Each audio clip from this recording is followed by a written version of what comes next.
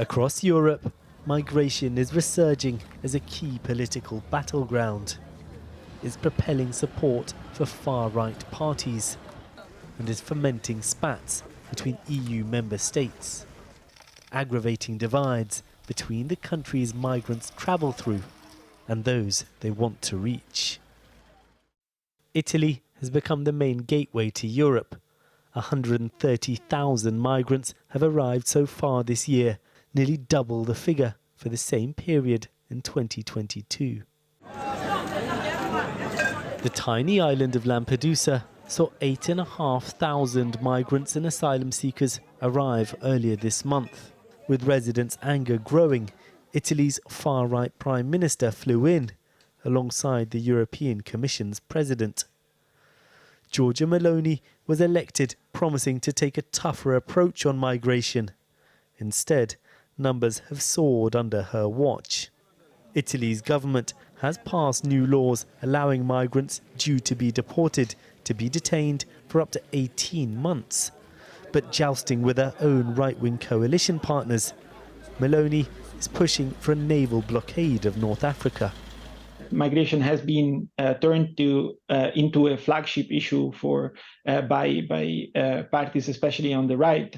And so just the fact that migration is on the political agenda, that the images of irregular arrivals are constantly broadcast by televisions across Europe, is putting the agenda pushed by these parties much more at the forefront of the political discussion. There are major disagreements within the EU. In one of the latest flare-ups, Italy's Prime Minister has written an angry letter to the German Chancellor, criticising funding for a charity-run rescue boat in the Mediterranean. But migration is also at the heart of German politics once again. The country's received around 200,000 asylum applications this year, nearly 80% more than in the same period last year.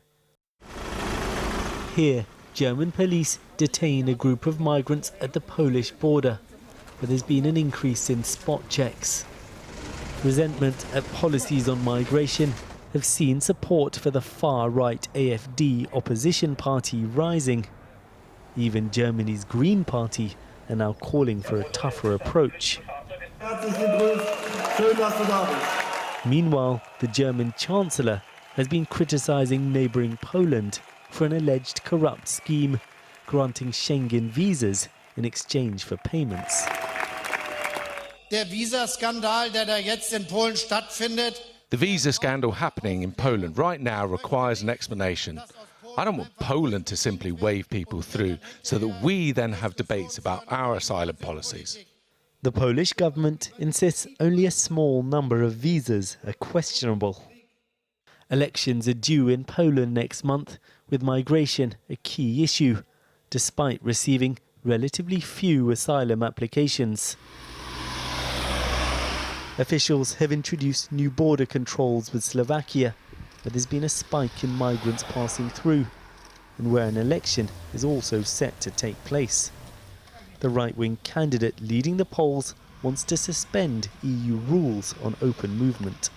Open borders inside Europe evidently depend on having effective border controls on the external borders of the European Union. And this is one of the key points of the reforms which are currently being discussed. That said, even these kind of agreements will not reduce completely irregular arrivals. EU countries are hoping to make it easier to deport failed asylum seekers to third countries they've passed through. That will be controversial, and for now, the flow of people towards Europe looks set to continue. Well, the Swedish Christian Democrat MEP Sara Skyttedal joins us now from Croatia, where the centre-right EPP grouping is gathering to discuss their strategy ahead of next year's European elections. Thank you so much for coming on the programme. I mean, when you look at what's happening across Europe, you've got border checks between Schengen countries, you've got Poland and France attacking each other, and Germany attacking each other on migration policy. The same had happened with France and Italy. I mean, is Europe descending into a Europe of different rival fortresses because of this question? I think it would be ideal if we could continue to have the free movement within the European Union, and that is the whole idea of Schengen. But for that to be fully possible, of course, there needs to be a functioning external border. And it's pretty obvious that it's clear that it's not working as it should right now. And therefore, I think, for instance, we need to be more flexible in how and when we allow EU member states to introduce internal border controls between different member states. Are you saying that the Schengen days might be numbered? We're currently reforming Schengen. I am one of the negotiators in the European Parliament for this. And I do think it needs to be modernized because, of course... What does that mean, modernized? The idea of free movement, I think we need to have both reforms that give alternatives to internal border controls within the European Union to make it easier for member states, for instance, when they're being pressured by third countries, as we saw in the instance of Belarus versus Poland, that migrants became a weapon, and the so-called instrumentalization of migrants. We need to have solutions for that, but also when a member state knows that a migrant is coming from another safe country, there needs to be a solution for that as well. But the European Union is doing deals with some pretty unpleasant regimes in order to keep people there, whether it's Libya or Tunisia, and some would argue Turkey as well. You're basically paying them off to not let people get on boats so as to protect your own political landscape in Europe. It's clear that we don't choose our neighbors, and countries like Tunisia is a huge transit countries for a large number of migrants, mainly migrants that doesn't have the need for international protection. And of course, the European Union and others must cooperate with the Tunisian governments and other governments as it to stop the boats to enter the Mediterranean to begin with.